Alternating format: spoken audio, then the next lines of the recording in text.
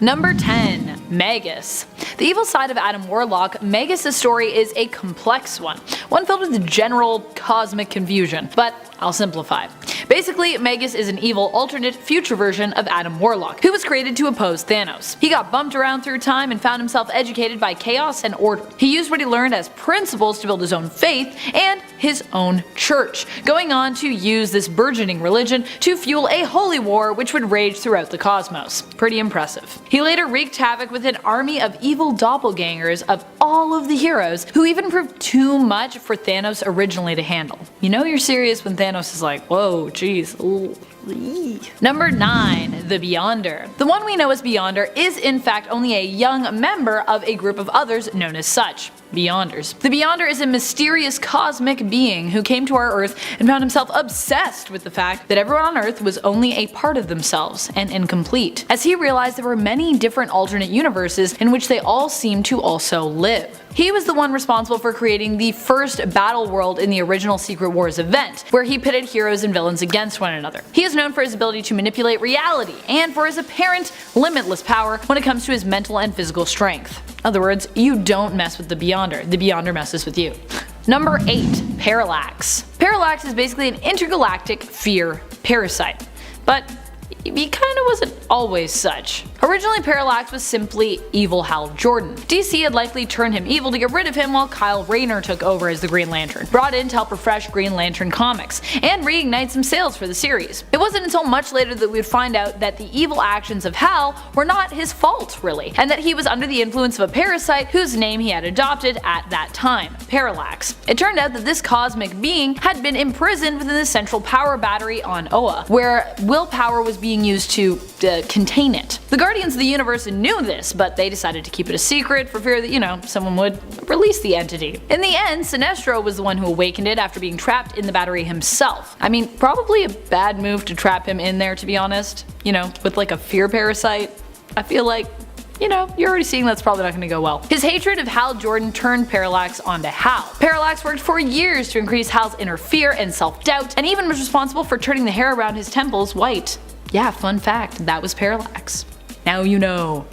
And knowledge is power. Number 7. Silver Surfer. Another hero that we'd love to see show up in the MCU would be Silver Surfer, and honestly, I wouldn't mind this hero appearing with or without his attachment to Galactus, at least initially. Silver Surfer in the comics is typically known for being the most powerful all-around herald of Galactus. Norrin Radd was once a scholar who resided on the planet Zenn-La, but when Galactus arrived to devour his home planet, he offered instead to work as Galactus' herald, helping him to seek out planets to satiate his hunger in exchange for him leaving Zenn-La in peace. Galactus accepted Norrin's offer and transformed him into the silver-skinned surfer we know today, imbuing him with the almighty power cosmic. Number 6. Moondragon. Moondragon in the comics is the daughter of Drax the Destroyer. Their comic book origin together is a little different when you compare it with the Drax backstory that we know of from the Guardians of the Galaxy films, at least as we know it right now. However, the hatred Drax feels for Thanos provides us with at least some sense of connection to his comic book counterpart. In the comics, Thanos was responsible for the death of Drax's family back when he was known as the human Arthur Douglas. In the movies, of course, it was Ronan who was responsible, but Ronan was also working with Thanos. In the comics, while his wife Yvette died, Arthur was reborn as Drax, and his daughter Heather was also reborn as Moondragon. Moondragon would be taken back to Titan and would study and hone her skills and powers at the Shaolong Monastery. Moondragon has been a member of the Guardians of the Galaxy, Avengers, and Defenders, among others, so there is a lot of opportunity for how she could resurface in the MCU. And if Drax learned that his daughter was actually not killed but somehow survived, that would also add an extra layer of depth for Dave Bautista to play with as Drax. And I would be into that. I really like Drax. Number 5. Lockheed. With Lockheed, we also might get to see the addition of Kate Pryde and the other mutants. Yay! Also, we then therefore would actually get to see the amazing relationship between Kate and her steadfast and loyal friend Lockheed. It's weird to think of Lockheed as being so cosmic, as he's so closely associated with the mutant faction of heroes in the comics, and yet he is a dragon-like space alien. Lockheed befriended Kitty when she and the X-Men were kidnapped by the Brood and taken to one of their colonized worlds. Lockheed saved Kitty and decided to head back to Earth with her despite having his own home and family back in space, who he in essence abandoned just to be with Kitty and the X-Men team. Lockheed appeared as an Easter egg of sorts in New Mutants, being Illyana's imaginary friend in puppet form, who turned out really actually existed. This also was a fun nod considering that Lockheed also happened to match the description of a creature from a fairy tale story in the comics that Kitty had told Illyana before she ended up being kidnapped and in space. New Mutants, however, exists outside of MCU canon, so this appearance does not count. Lockheed was also once an agent of S.W.O.R.D. in the comics, so there are a few opportunities when it comes to how he could show up in the MCU, either with the mutants or with S.W.O.R.D. And think of all the merch and Lockheed plushies we could get if he did.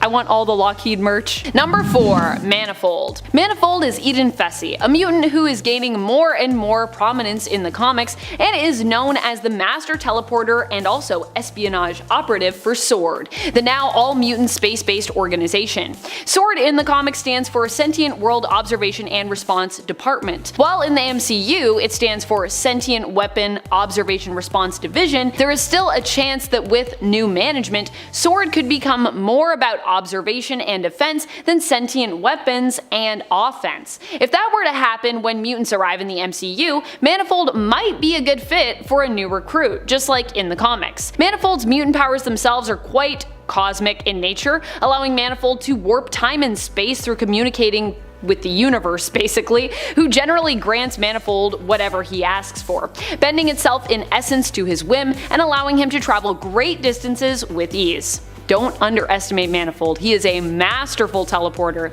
And y'all know how I feel about teleporters. Teleporters are so OP. Number 3. Adam Warlock. Adam Warlock was teased at the end of the Guardians of the Galaxy Volume 2, but we still haven't seen the character just yet, nor has he been cast. Although there were some rumors spreading around online a few months ago about the search for Adam Warlock having begun in the casting room, and even rumors about just what type of actor James Gunn and the team were looking for. Gunn, however, quashed those claims himself in a tweet. Adam Warlock is an immensely powerful character in the comics, and one that would be really cool to see on the big screen. However, it seems that while it is likely we will see Adam Warlock, the creation of Aisha, and the Sovereign as teased at the end of Guardians 2, it seems less likely that we'll see him appear in the third and final Guardians 3. He might not show up there. At least that's what James Gunn is leading us to believe, unless he's trying to sneak one past us and be like, yeah, he won't be there, and then he still shows up. Perhaps though he will be a new character who gets his own series of films and is simply introduced as a concept in Guardians of the Galaxy 3, which I could see being a thing considering how important Adam Warlock is. Only time though will tell. The other big question of course will be who will be the right person for this role? Who will play him? Since apparently we thought we had an idea, but we don't have any ideas yet. Is it weird that I would really love to see Keanu Reeves as Adam Warlock? Is that a weird cast? I don't know. Number 2. Abigail Brand. Abigail Brand was a character that I was hoping to meet when S.W.O.R.D. was introduced in the MCU in WandaVision. I was waiting. I was like, S.W.O.R.D., Abigail Brand, here she comes. Unfortunately, the version of S.W.O.R.D. we got to know was a little different. And mutants, of course, still do not exist in the MCU, so that is another problem with introducing Brand, who is known for being a mutant. Her mutant power causes her hands to ignite, erupting into all-around flames that are typically depicted as being either red or blue. The flames she can create are hot enough to burn through most types of metal. Abigail Brand herself is part human and part alien, and she often acts as a leader for S.W.O.R.D., which used to be associated with S.H.I.E.L.D., operating as a separate division within it, which often meant that we got to see her interacting with Nick Fury, which was pretty great, I gotta say. You could think of Abigail Brand as more of a sassy space pirate version of Maria Hill. Number 1. Emperor Hulkling. One character that we have all been really excited to see show up in the Marvel Cinematic Universe, who has been huge in the comics and only getting even greater in terms of popularity, is Emperor Doric VIII, aka Hulkling. Hulkling's current cosmic husband, Wiccan, aka Billy Kaplan, did of course recently show up in kid form in WandaVision, and as other various members of the Young Avengers appear to be surfacing in the MCU, fans everywhere are wondering just how and when Teddy Altman will make his appearance. Hulkling is one of the original members of the Young Avengers and is currently known as the head and ruling emperor of the Kree-Skrull Alliance. Assuming this role just before the events of Empire, Teddy was crucial to ending the 100-year-long war between the Kree and Skrull to unify the two groups and create the Alliance. Actually, I don't know if it was 100 years. It may have been longer than 100 years, just putting that out there. but I feel like it was at least 100 years long. Teddy himself is both Kree and Skrull by birth, being the son of Mar-Vell and Princess Enel. Number 10. Medusa. Medusa is known as being the wife of Black Bolt, or one of the wives, but she's kind of the main one. The one Black Bolt really relies on when it comes to helping him rule the Inhumans. She and Black Bolt are basically the king and queen of the Inhuman city of Attilan. She is able to speak to her husband telepathically, but this is not where her powers lie. Her strength comes from her fighting skills and her trichokinesis powers, which allow her to control her hair and use her hair strands as a weapon. Hair fighting. Medusa's hair is super strong and can also be manipulated as though it were a whip. We've seen her use it like a rope to restrain people, reinforce herself, and to lift other things. Add in the fact that Medusa is quite skilled when it comes to wielding her terrifyingly long and powerful locks, and she can prove to be a mighty enemy in battle. Number 9. Star-Lord. Star-Lord in the Marvel Cinematic Universe is known for being half Terran or human and half living planet, I guess? We learn in Guardians of the Galaxy 2 that Star-Lord, aka Peter Quill, is actually the son of Ego, the living planet. However, in the comics, Star-Lord's dad is someone else entirely, although Peter still remains half alien by birth due to his father's identity. In the comics, Peter Quill is the son of Jason of Spartax, a prince of Spartax whose father was the Emperor. At one point, in fact, Peter would end up ruling Spartax after his girlfriend at the time, Kitty Pryde, used her powers enhanced by the Black Vortex to save the planet. Peter grew up not knowing of his true heritage, as Jason had erased his mother's memories of ever meeting his father to spare her the pain of him leaving, not knowing that they had conceived a child together. You are the father! But even without knowledge of his heritage, Peter has always been pretty spacey, often known for being the leader of the Guardians of the Galaxy team. Number 8. Noh-Varr. Noh-Varr is also known as Marvel Boy. He is a Kree from the alternate reality of Earth 2000. So many zeros. He is a Kree from the alternate reality of Earth 200080. He was one of the crewmates aboard the Marvel, a ship whose crew was tasked with a peacekeeping mission aiming to maintain a ceasefire between the Kree and Skrull of their reality. After finding their ship was lost in the multiverse, they ended up being shot down and crash landed on Earth 616's Earth. Noh-Varr was the sole survivor of the crash. Originally, Noh-Varr blamed all humans for the death of his crew and his parents, who were also aboard. However, over time, the other heroes were able to convince him to abandon his quest for revenge and join them instead in protecting the planet. Eventually, he would come to be an ally and member of the Young Avengers. He is a hero who is known for his intelligence, especially when it comes to Kree tech, his fighting skills, speed, durability, and strength. He also has been known to use equipment such as Plex, the knowledgeable living database that once belonged to his ship, and his own set of negabands, given to him by the Supreme Intelligence. Number 7. Brainiac. Brainiac is a famous villain known for shrinking the city of Kandor on Superman's homeworld of Krypton. He comes from the planet Kolu. He is brilliant but also fairly weak when it comes to, swinging punches. In one iteration, he could not even leave his spaceship for fear of being killed from all the diseases and illnesses on planet Earth's surface, as his immune system was low when it came to Earthborne illnesses. As time has progressed, however, Brainiac moved from being a lesser-known cosmic plot device to a bona fide supervillain. He even at one point attempted to strengthen himself dramatically after finding out his current body was dying. Brainiac plotted to possess Doomsday's body as his own. Well, this plot was eventually foiled. For a time, this merging of Brainiac's mind and Doomsday's body made him one of the most powerful beings in the universe. For a little while. Fortunately, it all got foiled. Dang it. Too powerful. Number 6. Phoenix Force. The Phoenix Force is both a terrifying and kind cosmic entity. The terror it induces, in fact, really only exists because it is so powerful, and often many are unable to contain its power, eventually becoming corrupted and evil as a result. The Phoenix Force itself, however, has often seemed selective in regards to who it would grant power to, although it did seem like not super picky when it bonded with Thanos' son, Thane, who was just about to die at the time. I don't really know why else it picked Thane. I guess Thane's kinda cool. Is he cool? I don't know. You let me know in the comments. Do you think Thane is cool? The Phoenix itself has seemed to always prefer Jean Grey as a host when it has the option, but it will settle for others who it feels has a certain amount of potential. The Phoenix has always allowed its hosts insanely destructive powers. If used for such, it has been known to destroy entire planets. There's a lot of planet destroyers in the cosmos I'm noticing a pattern. Number 5. Anti-Monitor. Anti-Monitor represents everything antimatter and evil. There are a few different stories that explain where he comes from, but in essence, his existence is tied to the multiverse. Both he and his heroic counterpart Monitor are in fact tied to the multiverse themselves. Anti-Monitor has been shown as a comic villain who strives to end all of the alternate worlds within DC, and he and the Monitor are often referred to as the ones who shook everything up dramatically for us in the DC comic book world, originally during the Crisis on Infinite Earths storyline. Anti-Monitor has been perceived as one of the most unstoppable foes the DC heroes have encountered when it comes to his powers. He has reality warping powers, which he used to remove Psycho Pirate's face, and he can absorb the energy around him, even managing to use this ability to suck dry entire universes.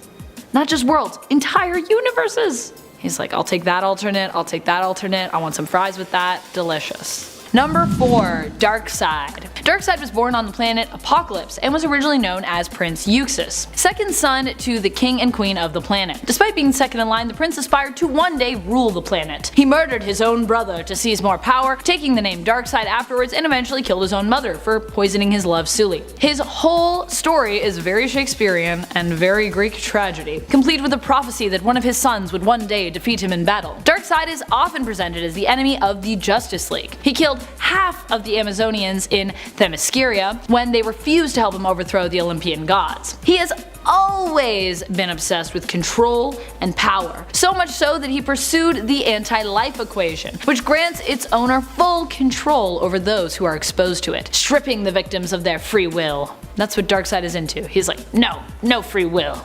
Do what I say. It's like a really bossy parent. That's Darkseid. Number 3. Thanos. Similar to DC's Darkseid in many ways. Born an Eternal on his home planet, Titan, Thanos would grow up to be a fearsome disappointment to his parents, especially his mother, whom he would eventually end up killing. Thanos was always pulled towards evil and darkness, even from a young age, as he became obsessed with a love of death. His love of Mistress Death, who usually appears as a concept in sexy lady form in the comics, would drive him to kill entire worlds in her honor, causing him to be known as the Destroyer of Worlds. As a result, the Mad Titan is often categorized as being one of the greatest threats in the comic book world, often perceived as an almost unstoppable force, and it is only when all the heroes of the cosmos or of Earth come together that they even stand a chance in stopping him, though he has killed them all before even, so there you go. In Volume 2 of the Thanos series, he managed to wipe out everyone in the universe, save for a Mjolnir-wielding Silver Surfer, though he eventually killed him too, so Thanos is one of those inevitable villains. He's always going to show up, he's always going to kill everyone.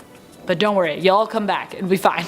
Number 2. Doomsday. Doomsday is one of those villains I almost feel bad for. He can't help himself. He originated on prehistoric Krypton and was created through a series of evolutionary experiments conducted by Bertrand. Have you ever noticed how evolution-based scientists always tend to be bad news? Like, they're all evil, what's up with that? Bertrand basically kept cloning the same deceased baby's remains after its death to speed up the evolutionary process of their genes, causing them to adapt slightly with each death. Because comics. The result ended up being Doomsday, who eventually was able to resurrect himself after each death he suffered just on his own. And due to dying so many times and being experimented on and tortured throughout his genetic history, he grew to hate life. It is this hatred that has made him such a ferocious enemy, as all he often wants to do is kill and destroy. He eventually made his way to Earth after falling through a tear in space-time, terrorizing the planet for years, and after being thought dead, was shot out into space. And he landed on Earth.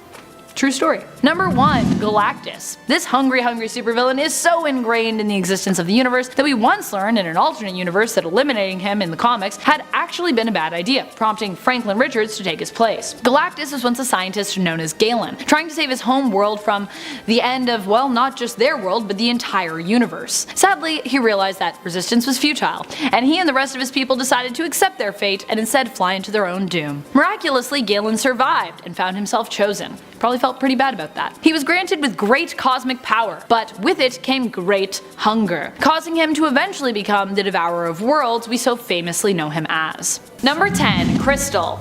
Honestly, Crystal does not get enough appreciation and acknowledgement here, so I figured since Inhumans are technically considered to be cosmic and all, what with them living for a time on the blue area of the moon where their home of Attilan was moved to, and often getting involved in cosmic intergalactic conflicts, I figured why not use this opportunity to talk about Crystal, her powers and abilities, and why they are so cool. While Crystal might not have access to an avatar state, she basically has all of the skills and abilities of the avatar. She can control and manipulate the 4 elements on a molecular level, controlling oxygen to make fire spontaneously appear. She can combine hydrogen and oxygen to create water or rain. She can manipulate the movement of air. She can cause earthquakes to happen, and has even on occasion managed to affect the position of tectonic plates. The limits of her powers lie in the amount of area or volume of an element that she can control at one time.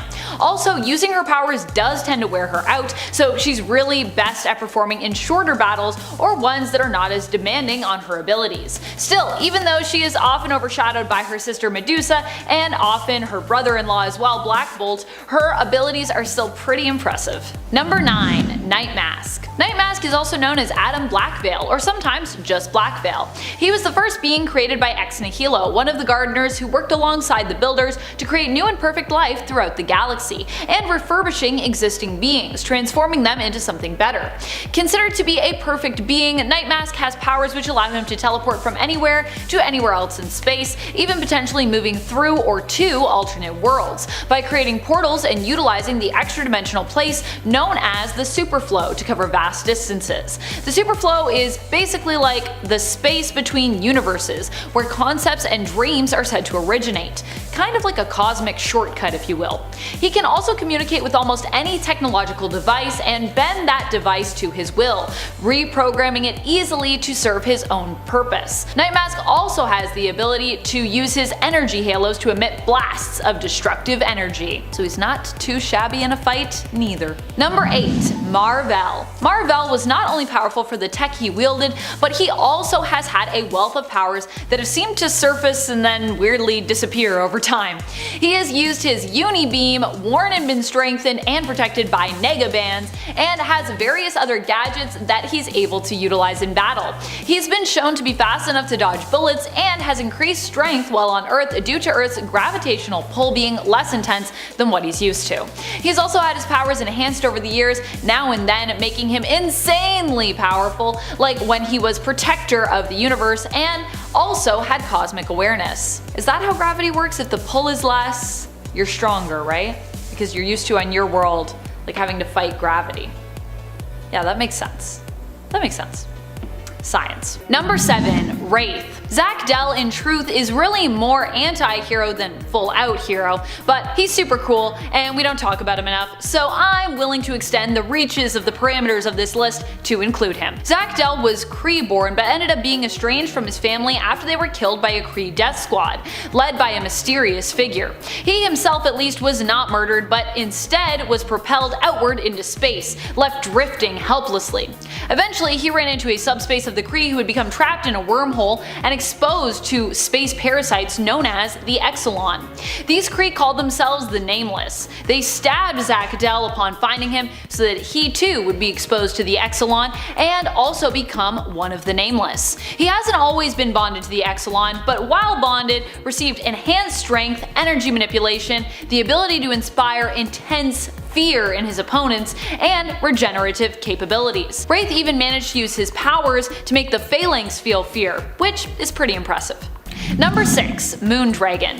Moondragon was once a human girl known as Heather Douglas. After being nearly killed by Thanos, who had come across her and her family while they were driving out in the desert, she was rescued by Mentor. Seeking to make amends for his son's murderous ways, he took Heather to Titan and gave her to the Shaolorn monks to be brought up. There, she would grow into the powerful telepathic and telekinetic hero known as Moondragon.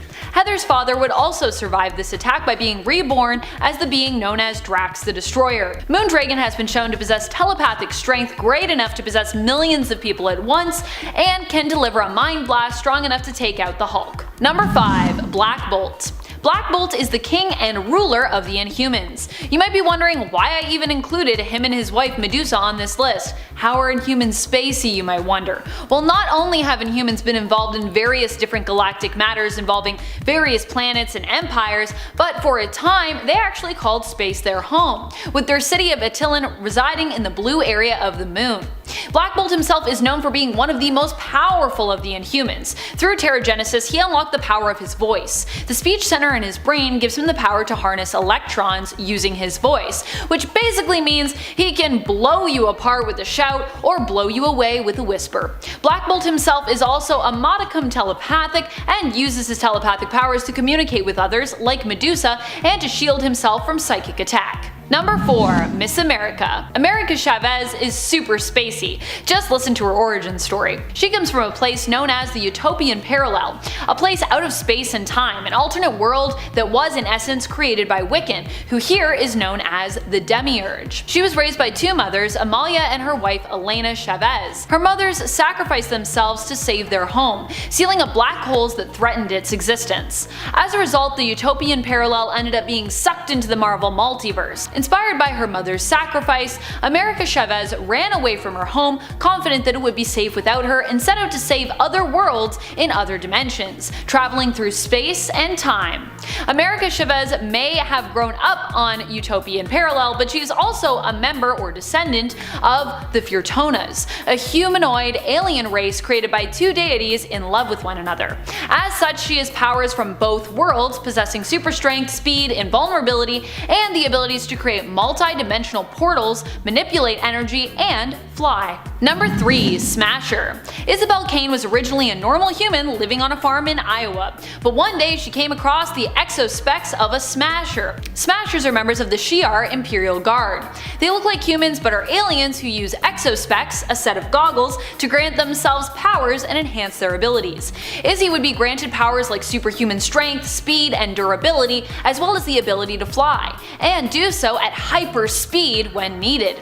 She would later leave Earth, traveling to the Shi'ar Empire and joining the Imperial Guard. Later on, when she returned to Earth, she would be recruited by Captain America to join the Avengers. Number 2. Thor. That's right, Thor can actually be considered a cosmic hero. I'm very protective of the humans because they're so helpless and ridiculous.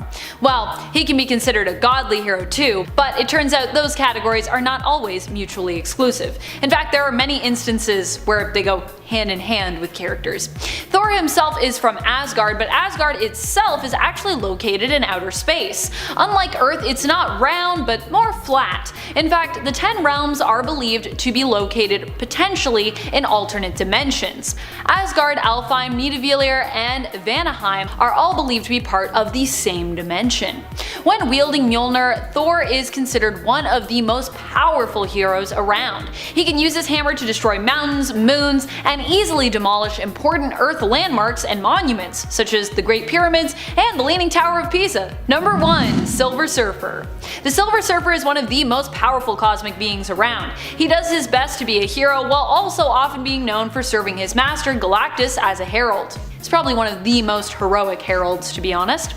He gets his powers from his master Galactus, who imbued him with the power Cosmic after he agreed to serve him in exchange for Galactus sparing the Silver Surfer's homeworld, which Galactus was about to devour. However, in becoming a herald, Norrin Radd, as he was formerly known, also lost a part of himself, being unable to remember much of his past life before becoming the Silver Surfer. He has used his power in the past both to disrupt all technology and electricity in the world, turning off all of its power, and has also used his power to save the world, preventing it from being destroyed by binding his cosmic soul to the planet's core.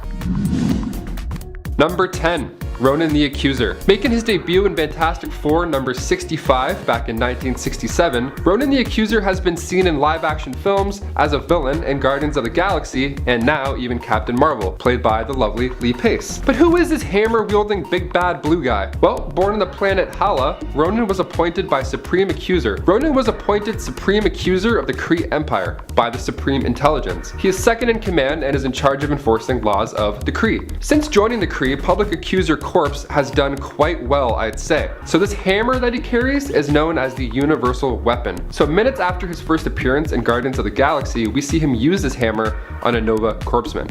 It's pretty fast. It's pretty violent too. This guy's fearless. He's a fearless leader, and I wish we saw more of him in the MCU. He is a Kree, so he obtains the abilities of resistance to poisons, toxins, diseases, and was even granted pocket universe creation abilities from the Black Vortex. See, once he obtains the Black Vortex, it's game over. Ronan was able to take on Gamora, Beast, and Angel while they had all submitted to its powers. The Supreme Intelligence told Ronan not to do the same, but he used the power from the Black Vortex to fight back. And he did so quite successfully, I'd say. Number 9. Hela. Making her debut in Journey into Mystery issue 102, Hela, aka the Goddess of Death, was the big bad villain in Thor Ragnarok, played by the lovely Cate Blanchett. Hela is the oldest of Odin's children, so you know she's gonna have a few tricks up her sleeve. She was Odin's personal executioner, and if that wasn't badass enough, she rides a giant wolf. In Thor Ragnarok, one of the biggest reveals that was shown in the trailer, for some odd reason, was her breaking Thor's hammer with her bare hands. Well, hand, rather. Yeah, she doesn't play around. Hela is a reference to Norse mythology, the goddess of the dead, Hel. So, when somebody dies in battle, they're sent to Valhalla by Odin's Valkyries. But when a dishonorable soul dies, it stays in the body until Hela comes around and condemns it with her boop touch of death. She doesn't even have to wait until you die either. She can just kill a perfectly healthy Asgardian with just that little boop of death. Do I think we'll see more of her in the MCU? Yeah, I also hope so. I don't think they're gonna kill off that good of a character just like that. At least not yet, hopefully. Hopefully we see more of her in Thor Love and Thunder. Number 8. Dormammu. Dormammu, I've come to bargain. That line from Doctor Strange helped us understand just how powerful the Lord of Chaos is in the MCU to defeat. Making his first appearance in Strange Tales number 126, Dormammu is the Lord of the Dark Dimension. He's primarily a villain to Doctor Strange, which shouldn't come as a surprise to those who have seen the 2016 Doctor Strange movie, directed by Scott Derrickson. In the last battle of the movie, we see Stephen Strange using time as a negotiation method. He's arguably the strongest villain in the MCU. He's been around for thousands of years, seeing as he's, immortal and all. He's composed of pure mystic energy and can match the greatest sorcerers, like of course Doctor Strange and the Ancient One. He controls an army called the Mindless Ones, and is even more powerful in the Dark Dimension, being empowered by his followers, of course. With Doctor Strange and the Multiverse of Madness being announced, I have a feeling we're gonna see this mystical entity again very soon on the big screen. Number 7. Hulkling. Hulkling has both a Kree and Skrull heritage and background, being the son of Skrull Princess Anel and Kree hero Mar-Vell. He was spirited away when he was young in order to ensure he was protected and hidden on Earth, where he was raised by his foster mother, Mary Jo Altman, from whom he gets his surname. Theodore, or Teddy Altman, grew up to become a shape-shifting hero who was not aware of his true lineage until later in his life. He is not only super strong and durable due to his enhanced physiology, but he also has a healing factor and can shapeshift, even giving himself wings, which then he can use to fly with. Recently in the Empire event, Hulkling was also given the power of Excelsior, an ancestral space sword imbued with cosmic power, which was bestowed upon him when he became the Emperor of the Alliance, Emperor Dorak VIII. Number 6. Carol Danvers. In the Marvel Cinematic Universe, Carol has been established as one of the most powerful heroes that we have. She took a straight up headbutt from Thanos while trying to hold him off while he was wearing the Infinity Gauntlet, and she didn't even really blink during that at all. Craziness. Now in the comics, Carol is not quite as powerful, but she's still proven her strength and toughness time and time again. She's taken on the Hulk, managed to withstand a direct energy blast from Thanos, and even when she struggled to use her powers due to a tumor in her brain, she still fought to use her super strength, managing to lift up an entire subway train without really much effort. And in case you're wondering, that tumor was kind of trying to dampen her powers. In fact, she could have killed herself by using her powers or flying at the time. Carol is also a skilled pilot and tactician, and although she's right-handed, you definitely still wouldn't want her to get you with her left hook. Even though she admits her left arm isn't as strong as her dominant right, she can still hit you so hard you'll fly from planet Earth to space if you manage to survive that hit, and if you can even survive in space, which I can't, so I would be dead. Number 5. Starbrand. Kevin Connor was just a normal human college kid when, during the White event, he received the power of Starbrand. This surge of power caused him to destroy the college that he attended and got him the attention of the Avengers, Nightmask, and Captain Universe. Starbrand would later travel with Nightmask to see his creator Ex Nihilo, who would then help to explain what had happened to Kevin and how best to handle these new powers.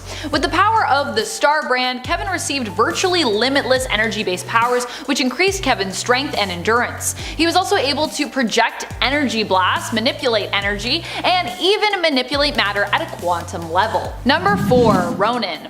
Ronin doesn't just happen to have his Kree physiology, this often Kree hero also has had himself leveled up in terms of his physiology due to cybernetic implants, and he has even had his power levels upped by an interaction with the Black Vortex Mirror, which often unlocks one's potential even after the user has relinquished the powers that were imbued by it.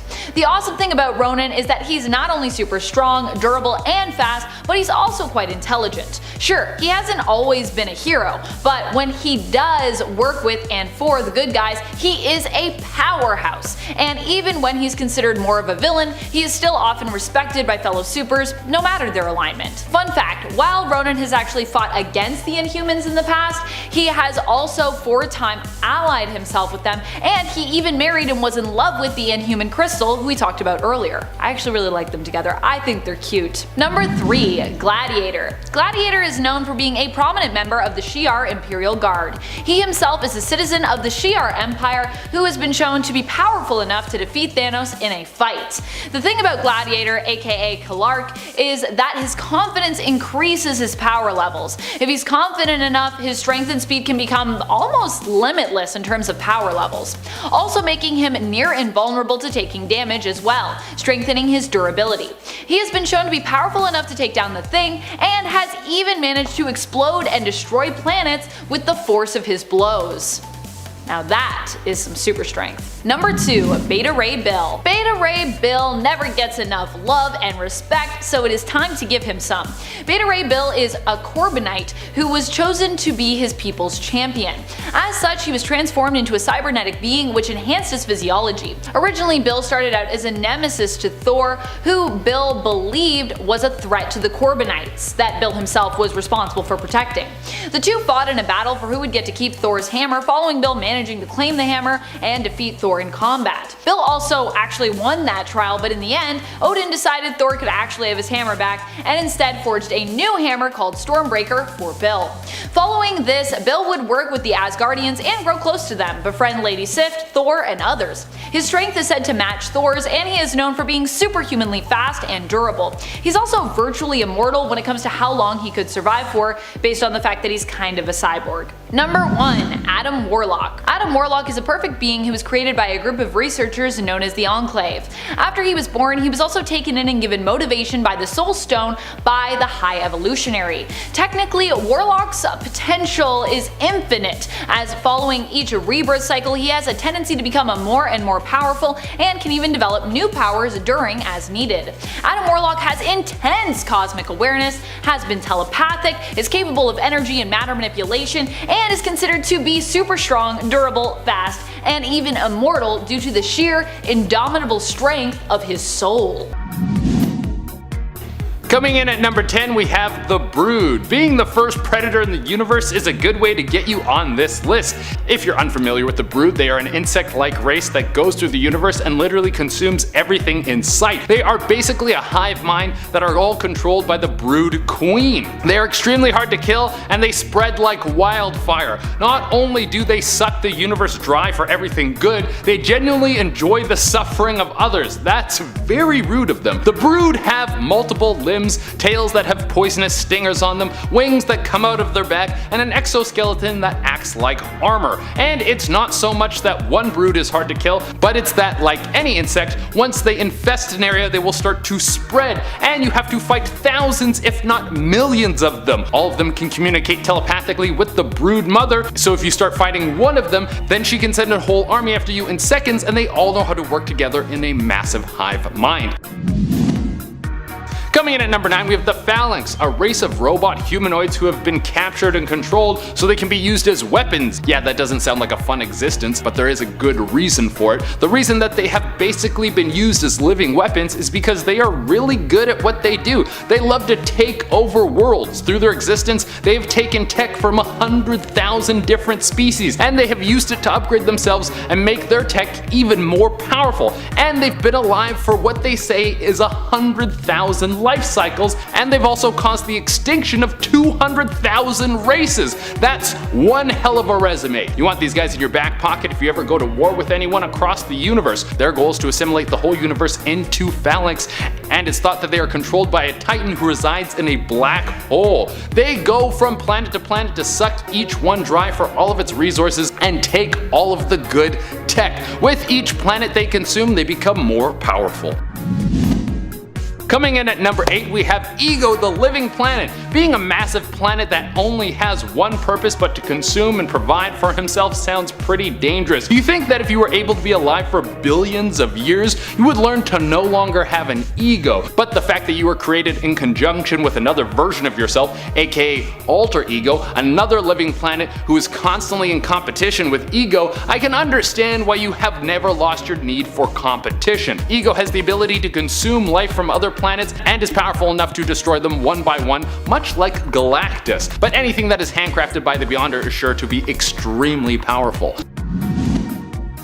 Number 7, Thanos. You know who this guy is, come on. We first saw him in the after credit scene of Avengers 1 and 2, and then we saw him sitting down in Guardians of the Galaxy, and then we saw him snap away half of all life of the universe in Avengers Infinity War. The Mad Titan first made his comic book debut back in Iron Man issue 55. Funny enough, Robert Downey Jr. is actually 55 years old. Coincidence? Yes, definitely, most definitely. Hands down, a coincidence. So, we all know how powerful Thanos is with the Infinity Gauntlet, but if you haven't seen the movies, I'll touch briefly on those. But without the Gauntlet, Thanos is still a villain you don't want to mess with. Born on Saturn's moon, Titan, both of his parents were Eternals, and due to the genetic disorder known as the Deviant Syndrome, his mother actually tried to kill him at first sight. That's just mean. I mean, don't do that. I mean, he got payback when he killed his entire family just to impress Death, so, kind of fair. Oh yeah, he's also in love with Death. Like the actual death. In the opening of Avengers Infinity War, we see Thanos level the Hulk without even using a single Infinity Stone. That's how strong this guy is. But once he obtains all 6 Infinity Stones, he has control over each stone's cosmic powers, those being soul, time, power, reality, space, and mind. And after that, he snapped his fingers and half of all of life disappeared. In the comics, he does this to get the attention of Death, but in the movie he does it to be a savior. Too many mouths to feed, not enough to go around, he says. Hey man, just snap some food for people, I don't know, or snap some more planets with more stuff. Just an idea, I don't know. Number 6. Venom. Now, of course, I'm going to include the Clintar, specifically the one that attached itself to Eddie Brock. Making his first appearance in The Amazing Spider-Man 252, Venom was initially attached to Peter Parker, aka Spider-Man. The Clintar symbiote was made by the Dark Elder God, Null. We mentioned Null in part 1 of this list, so if you haven't already, make sure you go and check that out after this video. A little part 2, then part 1. I see ya, you're going backwards. Living life on the edge. So, Eddie Brock got fired from the Daily Globe after Spider-Man called him out. Eddie Brock, who also had cancer, sad little side note there, he got pissed. And as you saw in Spider-Man 3, he eventually bonded with the symbiote at the Bell Tower. Then it was all downhill from there. We are Venom to become one. So naturally, they both wanted to go and try and kill Spider-Man. Imagine having a fully sentient being merge with you. I think I'd be on board. Hey, touch this and you'll basically be Spider-Man. Okay, done, no problem. Say no more, sir. This symbiote is also able to cling onto other beings and bond with other superpowers. That's crazy. Its weaknesses are only heat and loud vibrations. I personally would kill for this cosmic power. Absorb me all. Take me, Venom. Number 5, the Skrull Empire. They made their comic book debut in Fantastic Four issue 2 back in 1962, and they made their Marvel Cinematic debut only last year in Captain Marvel. But who are the Skrulls? Well, they're a race of shapeshifters from the Andromeda Galaxy. They look like green humans, kind of, a bit more lizard-like. except much more powerful and ferocious, that is. They lived on the homeworld of Skrullos in the Druk system. I loved watching these guys in Captain Marvel. It was nice to see the villains relate in a human way, like on a human level. See, usually we have these giant evil gods or insane robots, but to see the villains of that movie end up just wanting the same chances of survival as humans, that's a classic. So yeah, they're expert shapeshifters. They can transform into pretty much anything organic or non-organic, as long as it's solid.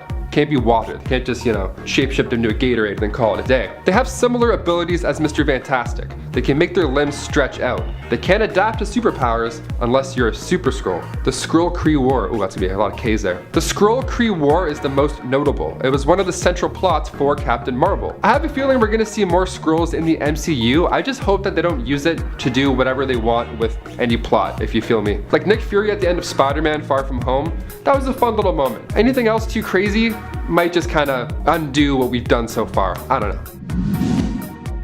Number 4. The Magus. Making his comic book debut in New Mutants issue 18, the Magus is a powerful enemy of Adam Warlock. He travels alongside Thanos in the Guardians of the Galaxy comic books, and in one of the many after-credit scenes for Guardians of the Galaxy 2, Adam Warlock's name was briefly mentioned. Very brief. So hopefully we get this badass dude on screen soon, because Magus is originally a future version of Adam Warlock. So to see the two go at it with an actor who has this crazy range would be super entertaining. And after Adam Warlock obtained the Infinity Gauntlet, he cleansed himself of all good and evil.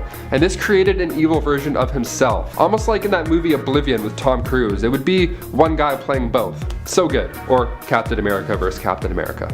Whatever you prefer. So we have the future Magus, right? He's the original older Magus, and he travels to the past to guide his younger self. So he ends up becoming where he is.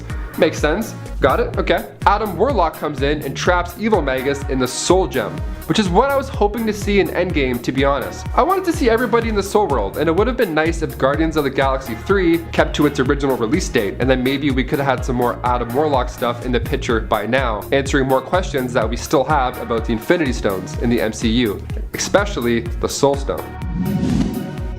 Number 3. The Celestials. Making their first appearance in Eternals issue 1 back in 1976, the Celestials have been seen many times in the MCU and many more in the comics. There were actually billions of Celestials until a weapon known as the God Killer took most of them out. They are powerful extraterrestrial cosmic beings. We saw one of them wipe out a planet in Guardians of the Galaxy 1. They are the ones who created the Eternals and the Deviants. So these space gods are around 1,000 feet tall, give or take. We even see the inside of one of their heads when Thanos gets the Reality Stone in Infinity War. It's called Nowhere, it's that big floating head. The first celestial host arrived to Earth 1 million or so years ago when they created the Eternals and the Deviants, but later on, they were the reasoning behind the existence of mutants, creating the mutant gene. Yeah, so they're pretty important, I'd say. The second host on Earth sunk Atlantis, so a bit less fun than that first one there. Then the third one got into a fight with the Sky Gods because it wanted the right to toy around with humans. So they aren't exactly the most chill entities out there, I guess. Despite being these all-powerful gods, they still need to wear armor just like the rest of us. Armor that is equipped with the tools needed to successfully wipe out an entire planet. Not just like a tape measure, you know? Now all this power, but where does it come from? Well, after Reed Richards' son almost gets turned into a Celestial, he was determined to find that answer out himself. Reed concludes that the Celestials are drawing power from extra-dimensional sources like pocket universes or even hyperspace. So they just come along to Earth every now and then,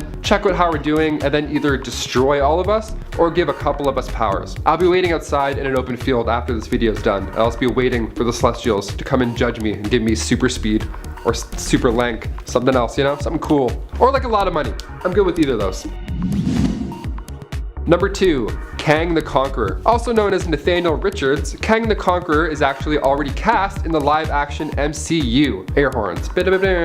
Jonathan Majors is joining the cast of Ant-Man 3 to play the hyped character. But who is Kang? Well, making his first appearance in Avengers issue 8 back in 1964, Kang has seen many centuries. His powers allow him to travel through time, and his futuristic suit of armor is built with weapons that could take on any super. He's also incredibly smart and of course travels with armies as backup. These armies are built in a similar fashion sense, each warrior equipped with the same armory and weaponry. The time travel stuff doesn't come without consequence though. So as Kang travels more and more through time, he creates time-displaced duplicates, as we saw in Avengers Endgame. It can be tricky to figure that out. I think this is a perfect time to introduce a time-hopping villain, especially for Ant-Man, who's now a big-time Avenger who's been around the quantum block a few times. So what do you guys think will be Kang's goal in Ant-Man 3? How do you guys think he's going to be written into this current MCU run? Honestly, I think after WandaVision and the Multiverse of Madness, Kang's going to end up trying to clean the timelines up, just as the Avengers did, but he'll be laying waste to any Avenger that stands in his way. And finally, number 1, Mad Jim Jaspers. Yes, lastly we have James Jaspers' unreal name. He made his debut in Daredevils number 7 in 1983. This dude's nuts. So he was this British politician who served as Prime Minister of the United Kingdom, okay? He was a leader of the Conservative Party. He was known for his anti-superhero stance because he wanted to keep Britain safe, okay? So of course many people were with him and he won the general election. But old Jim Jaspers was more than meets the eye. He's actually a mutant with reality warping powers. And these type of mutants scare me. So he's representing Haslip West. He even gets knighted by Queen Elizabeth. So he creates this strike team whose job it is pretty much to gather up all of the superheroes. The slogan on all of his posters says, "In your hearts, you know he's right." Yeah, in my heart, I know he's kind of a psycho. The main bread and butter of the capabilities of Jim Jaspers takes place in the Marvel UK storyline titled Crooked World. So if you want to see the reality warping that Jim's capable of in full force, go check that out for yourself. Also, I'm calling it right now. Jim Jaspers will be introduced in WandaVision and will be a secret villain pulling the strings in some way, shape, or form. I'm calling it. It's noted. That's it. Check the date, the timestamps. It's all there. Official. Number 10, Cosmic Ghost Rider. What happens when Frank Castle becomes a Ghost Rider just as planet Earth is dying and there is no one left to avenge?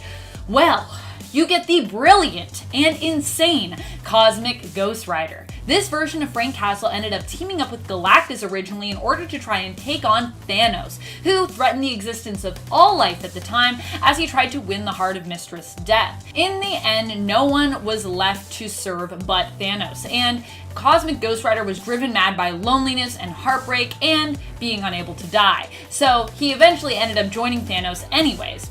He is as powerful as he is insane at this point and is a frighteningly cheerful version of Frank Castle, especially considering all of the horrors he's witnessed, especially when he was serving Thanos. Did some pretty bad stuff. Number 9, Annihilus. Annihilus is a somewhat lost being who was created in the negative zone on a planet known as Athros. He evolved from life spores that were left there and ended up mutating and growing to be a highly intelligent insectoid-like life form. He has been an enemy and ally to the Fantastic Four, depending on the circumstances, and he also once almost took over Asgard, managing to take on the Asgardian soldiers and even beat Thor. Thankfully, Odin stopped him before he could succeed. Poor Annihilus, I feel like he's so lost in life.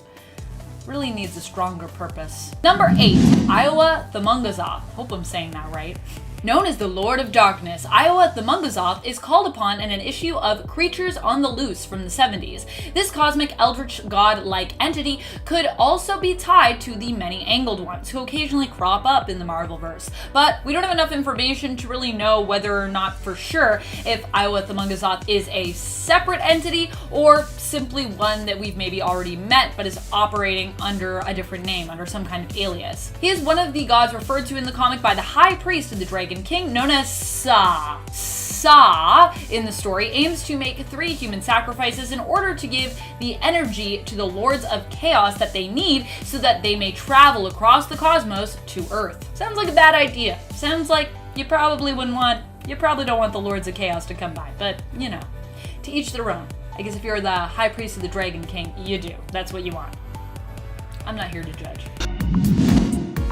Coming in at number 7, we have Null, the god of the symbiotes, a being that lived before the universe was created and existed in endless darkness. And from what I can gather about this character, it seemed that he was okay with just chilling in a void until he was moved from his position at the recreation of the universe. This really pissed him off, and he decided that he would go to war with some of the Celestials, and he actually cut off one of their heads. After that, the Celestials were able to banish him back into the void, but not before he grab that head. He then used that head to make a living forge and harness the power of evil and darkness to make his symbiote armor and the first symbiote suit.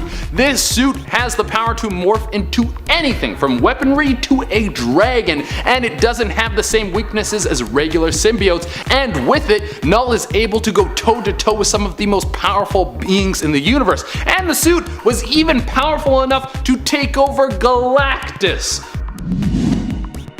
Coming in at number 6, we have the Beyonder, an all-powerful celestial force that can bend matter, create worlds, and give people immense power just for the fun of it. He flies around the universe kinda messing with people because he can, and he is so powerful it's thought that the Beyonder is actually a representation of Jack Kirby in the Marvel Universe. He has a strange obsession with people living on Earth because he sees them as incomplete beings who are trying to find a whole consciousness, where he sees himself as the opposite, already maxed out and unable to gain any higher level of consciousness. The event that the Beyonder is most famous for is when he created Battle World. He warped reality to create a whole world so he could handpick villains and heroes to duke it out for his amusement. But this doesn't mean that it's impossible for him to slip up. There was one occasion where Dr. Doom was able to steal away his powers, and as you can imagine, he quickly started shifting reality into his Victor Von Doom liking. Coming at number 5, we have Sidorak, one of the oldest gods from Earth. He used to be worshipped like all of the other great gods on our planet, but for some reason he was banished to the Crimson Realm. He now sits there angry and dishes out powers of destruction to who he sees fit. The most famous person he is given powers to is the Juggernaut, imbuing him with a destructive force to tear down the world. His ability to summon armies of people to worship him, and within his Crimson Realm he is powerful beyond belief, but he cannot leave his realm, so unless you go there to pick a fight with him, you don't really need to worry about him, unless he sends the Juggernaut after you. Coming in at number 4, we have the Phoenix Force, one of the better known entities in the Marvel Universe, as it has been able to work its way into movies and shows. It's one of the most powerful forces across the entire Marvel Universe. Now, this force can be used for good, and has been on some occasions. When the Phoenix Force was split between 5 different members of the X-Men in the Avengers vs. X-Men comic run, the holders of the force were able to use the power to rebuild Earth and create a form of world peace. But there have been times when the force is moving through the galaxy as a rogue and will destroy planet after planet while it looks for a host, so it's safe to say that this thing can't be trusted. There's also the fact that most of the characters who merge with the Phoenix Force go through an entire persona shift and have the tendency to destroy things. Coming at number 3, we have Ultron from the Annihilation Conquest storyline. Ultron typically sticks to messing around with things in our solar system, but when you're one of the biggest baddies in the Marvel Universe, eventually you're gonna stretch your legs a bit and start causing havoc around the universe. For a time, the Avengers thought Ultron was destroyed, but that was not the case. He actually transferred his consciousness into the Bible Spire and took command over the Phalanx, and we already know how powerful those people are. After taking control of an army of aliens, he wanted to take over the universe and become even more powerful by discovering a way to take over an organic body, and he set his sights on Adam Warlock. Ultron merged with Adam Warlock and became one of the most deadly forces in the universe, and was just about to make an army of Adam Warlock clones, but was forced out of AW's body by a virus brought on by Nova. But Ultron still managed to take control of millions of Kree soldiers and create a massive body for himself before he was destroyed. Coming in at number 2, we have Galactus. I mean, come on, we can make a list of people tearing down the universe and being some of the most powerful creatures through space-time without putting Galactus on the list. Let's start off by saying Galactus is old, like he's been around for billions of years. In fact, he was at the birth of the multiverse. Without getting too deep into this, Galactus used to be Galen, who was alive in the 6th multiverse, and when it was about to collapse into itself through another rebirth cycle, he flew into the center of the collapse and met the sentients of the multiverse, who gave him the power to survive the rebirth of the multiverse, and he was reborn as Galactus. He could now devour worlds to stay strong. Now, when this bad boy is hungry, he tends to be weak, and he is actually killable. But when he is juiced up on planet fuel, he is able to slap around multiple Celestials at once without even breaking a sweat. And coming in at the number 1 spot, we have Avarax, an entity who was created at the birth of the first multiverse and is the yin to the yang of eternity. Eternity being the force that makes sure the multiverse is constantly reborn and life goes on and reality can keep moving forward. Well, Abrax is the opposite of that. He seeks out the end of existence because that is his purpose. Like, dude, just chill for a minute. I'm trying to plan a picnic over here and I have a hard enough time finding out if it's gonna rain. Now I gotta worry about if existence will be deleted permanently. Eternity saw Abrax as a threat to reality, so he locked him away inside himself. Galactus is the balance that keeps Abrax in place, but when he was killed, this made the universe fall off kilter, and Abrax saw this as an opportunity to force himself into existence and nearly ripped reality apart. Number 10. Crystal. Crystal is the sister to Medusa. She was also for a long time the love interest of Quicksilver, and the two even had a child together and were married. Crystal has also been in a relationship with Johnny Storm, another famous hero and a member of the Fantastic Four. It is possible through her attachment to Johnny we could see Crystal introduced in the MCU, as we know the Fantastic Four will be showing up eventually. And perhaps even through Crystal we could be introduced to the Inhumans, and their sometimes cosmic home of Attilan, a floating invisible city that has existed before on the moon and at other times floating over Manhattan, specifically the blue area of the moon, where everything happens on the moon in Marvel. Crystal also has pretty cool superpowers herself, which allow her to control the elements, making her pretty powerful, but not too powerful, as she can tire herself out from overuse. And I personally think people that have the potential to be really powerful but also have some kind of setback, that's a great character for the MCU. Number 9. Karnak. We talk about Black Bolt and Medusa usually when we discuss Inhuman characters that we want to see more of, but there are other Inhumans who are also cool and deserve our attention, like Karnak. Karnak is a master martial artist as well as a priest and philosopher. He possesses the ability to see the flaw in all things, which makes him not only an immensely skilled fighter, but also lends to his intelligence as well.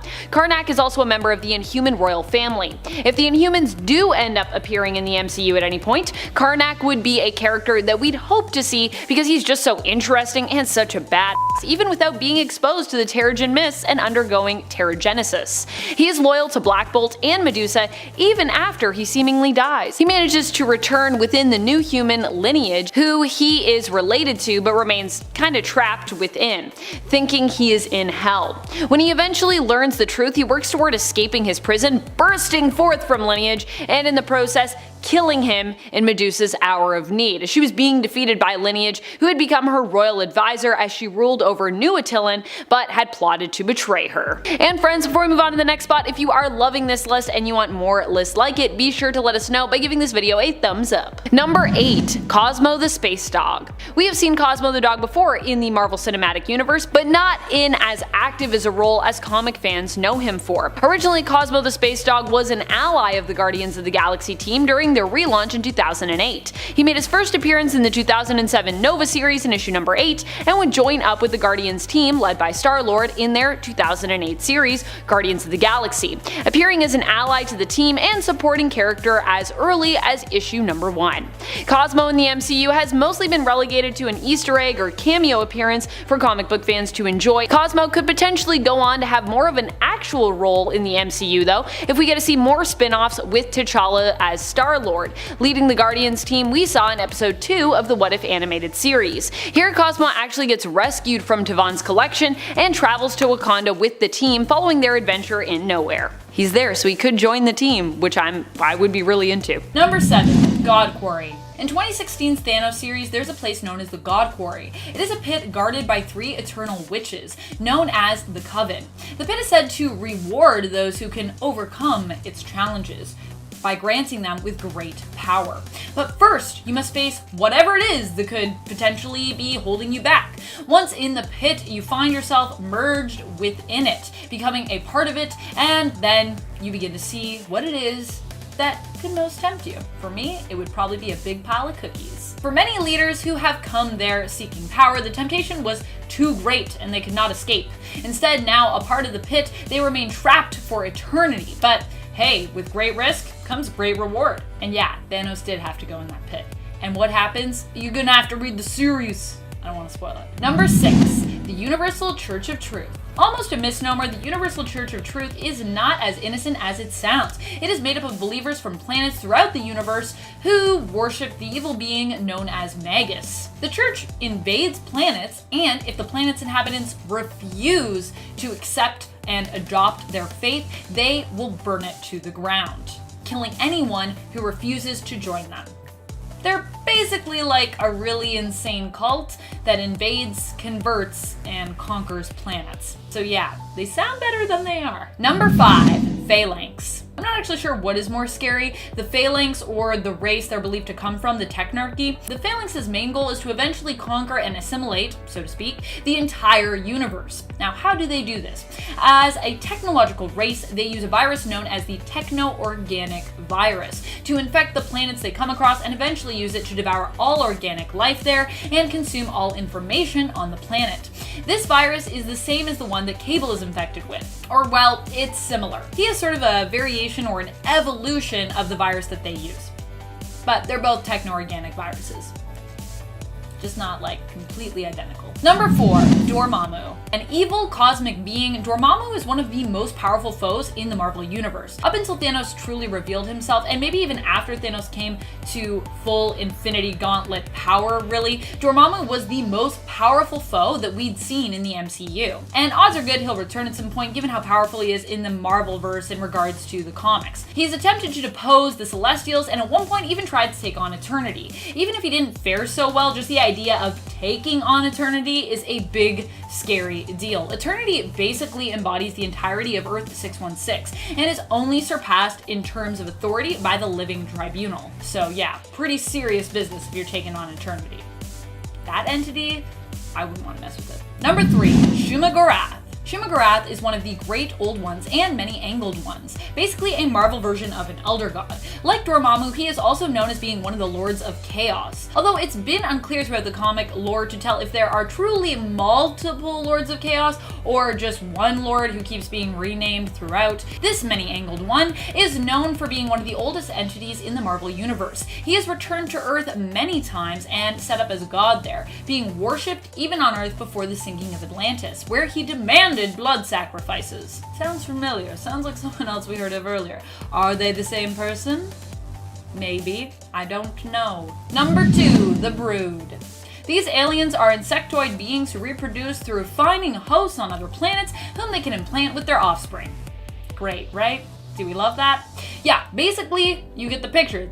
It's kind of like Alien, except instead of something bursting out of you, it hatches and then completely takes you over, inside and out, basically possessing your mind and your body and then just killing you in the process, so you're really no longer there.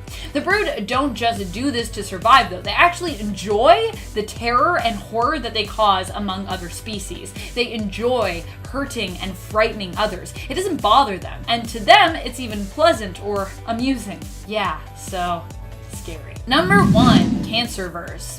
While the Cancerverse is an alternate Marvel universe, much of what we see of it involves a cosmic presence. Most of the important goings-ons in regards to stories involving it happen in outer space. The Cancerverse is a world where there is no death. Sounds nice, right? Think again. Without death to provide balance to the world, life was left without anything to hold it back, and as a result became a wild and evil thing, transforming into something like an eldritch god or a monster. This all came to pass because the original Captain Marvel made a deal with the Many Angled Ones in exchange for them curing him of his cancer. The Many Angled Ones themselves is also pretty horrific, so